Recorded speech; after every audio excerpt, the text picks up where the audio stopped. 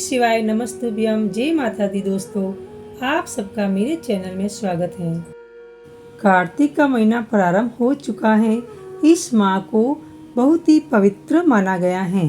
इस माह में भगवान विष्णु अपनी योग निद्रा से जाग जाते हैं और तब सभी तरह के मांगलिक कार्य प्रारंभ हो जाते हैं। इसी कार्तिक मास में दीपावली का महापर्व आता है। पुराणों में कार्तिक मास की महिमा का वर्णन मिलता है। इस माह में दीपदान, स्नान, विष्णु पूजा और तुलसी पूजा के साथ ही पौराणिक कथा सुनने का बहुत ही खास महत्व होता है। आओ सुनते हैं कार्तिक मास की कथा। एक नगर में एक ब्राह्मण दंपति रहते थे। वे दोनों प्रतिदिन 7 कोस दूर गंगा और यमुना नदी में स्नान करने जाते थे। इतनी दूर आने जाने से ब्राह्मण की पत्नी थक जाती थी। एक दिन उसने अपने पति से कहा कि हमारा एक पुत्र होता तो कितना अच्छा रहता। पुत्र के बहू आती तो हमें घर वापस जाने पर खाना बना हुआ मिलता और बहू घर का काम भी कर देती। अपनी पत्नी की बात सुनकर ब्राह्मण ने कहा कि तूने बात तो सही कही, चल मैं तेरे लिए बहू ला ही देता हूँ। ब्राह्मण ने कहा कि एक पोटली में आटा डालकर कुछ मोहरे रख दे। ब्राह्मण के कहे अनुसार उसने पोटली बांधकर दे दी और पोटली लेकर ब्राह्मण चला गया। ब्राह्मण सफर के दौरान यमुना के किनारे बहुत ही सुंदर लड़कियां दिखाई दी। वे रेत में घर बनाकर खेल रही थी।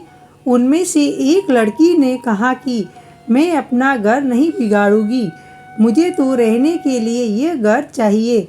लड़की की बात सुनकर ब्राह्मण मन ही मन सोचने लगा कि बहू बनाने के लिए यही लड़की उचित है।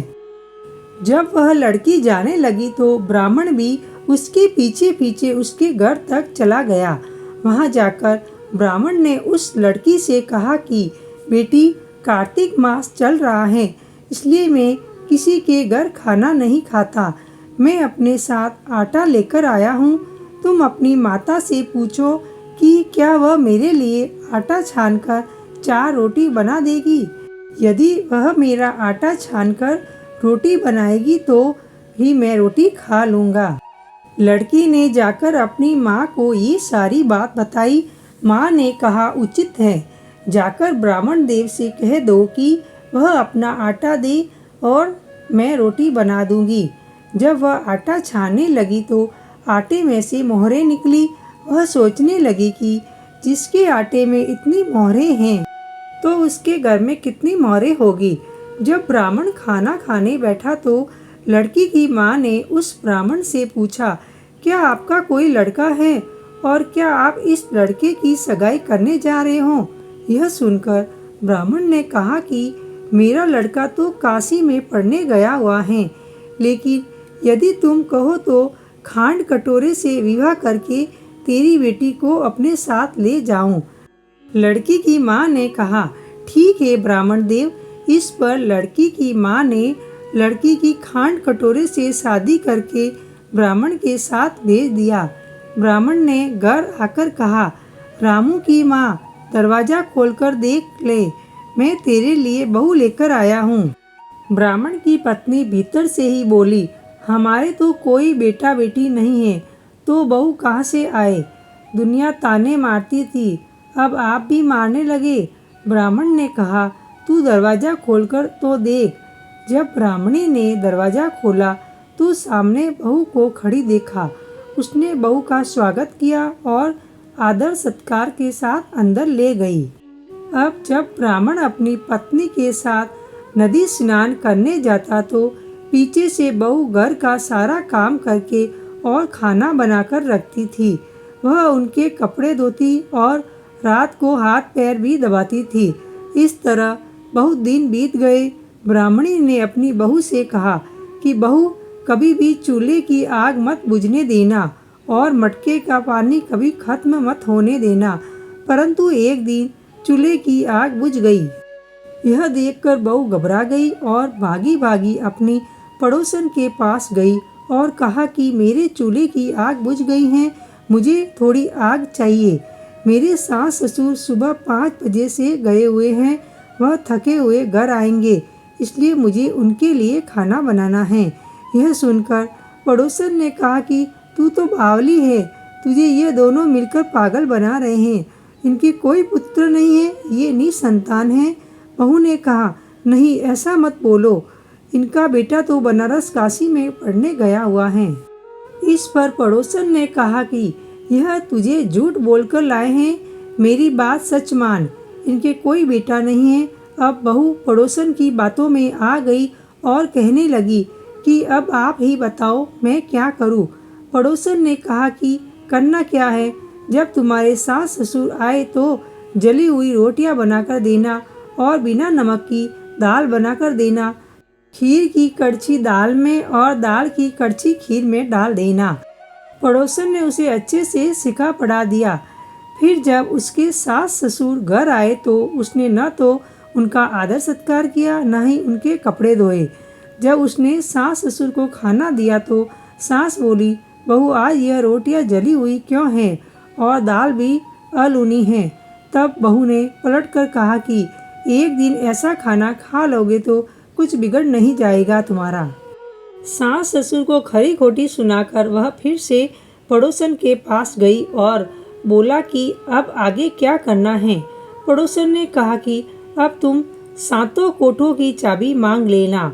अगले दिन जब भी स्नान करने के लिए जाने लगे तो बहू अड़ गई कि मुझे तो सातों कोठों की चाबी चाहिए। तब ससुर ने कहा कि इसे चाबी दे दो। तब सास ने बहू को चाबी दे दी। सास ससुर के जाने के बाद जब बहू ने दरवाजे खोले तो देखा कि किसी में अन्न भरा है, किसी में धन भरा है और किसी कोठे में बर्तन पड़े हैं। जब उसने सबसे ऊपर का 7वां कोठा खोला तो देखा कि शिवजी, पार्वती, गणेश जी, लक्ष्मी माता जी, पीपल पतवारी, कार्तिक के ठाकुर, राई दामोदर, तुलसी जी का बिड़वा, गंगा, यमुना और 33 कोटि देवी देवता विराजमान हैं। वहीं पर एक लड़का चंदन की चौकी पर बैठा माला जप रहा है। यह सब देखकर उसने लड़के से पूछा कि तुम कौन हो। तब लड़का बोला कि मैं तेरा पति हूँ, अभी दरवाजा बंद कर दे, जब मेरे माता पिता आएंगे तब दरवाजा खोलना। यह सब देखकर बहू बहुत खुश हुई और 16 श्रृंगार कर सुंदर वस्त्र पहनकर अपने सास ससुर का इंतजार करने लगी। उसने अपने सास ससुर के लिए अच्छे अच्छे पकवान बनाए। जब उसके सास ससुर घर पर आए तो उसने उनका आदर सत्कार किया और प्रेम पूर्वक खाना खिलाया और हाथ पैर दबाने लगी। पैर दबाते दबाते बहू ने कहा कि माँ, आप इतनी दूर गंगा यमुना स्नान करने के लिए जाती हो तो आप थक जाती हो, इसलिए आप घर पर ही स्नान क्यों नहीं करती हो।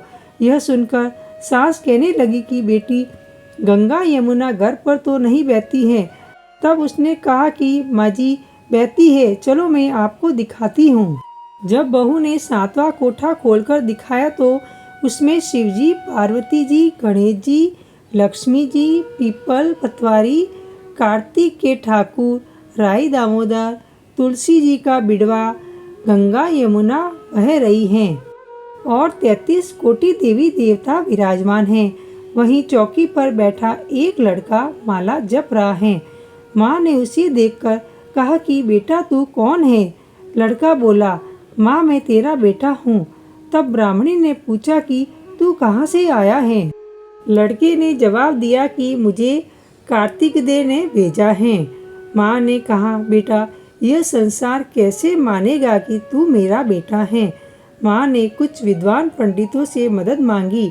पंडितों ने कहा, इस पार बहू बेटा खड़े हो जाए और उस पार माँ खड़ी हो जाए।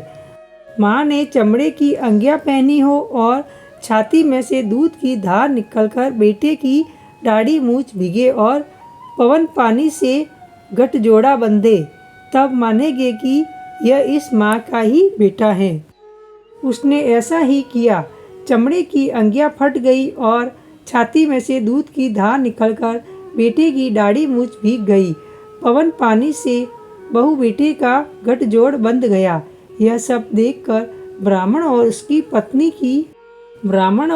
पत्नी की खुशी का ठिकाना न रहा। तो यह थी कार्तिक मास की कथा। हे कार्तिक के ठाकुर, जैसे ब्राह्मण और ब्राह्मणी को बहू बेटा दिया, वैसा सबको देना। कार्तिक मास की कथा कहने, सुनने और हुंकार भरने वाले सब पर कृपा करना। आशा करती हूँ कि आपको मेरी वीडियो पसंद आई हो तो लाइक शेयर जरूर कीजिए, और अगर आप मेरे चैनल पर पहली बार आए हैं तो सब्सक्राइब करना ना भूलें और बेल बटन को प्रेस करें। इससे क्या होगा कि मैं जो भी नई वीडियो अपलोड करूँगी उसका आपको नोटिफिकेशन मिल जाएगा। तब तक के लिए जय माता दी दोस्तों।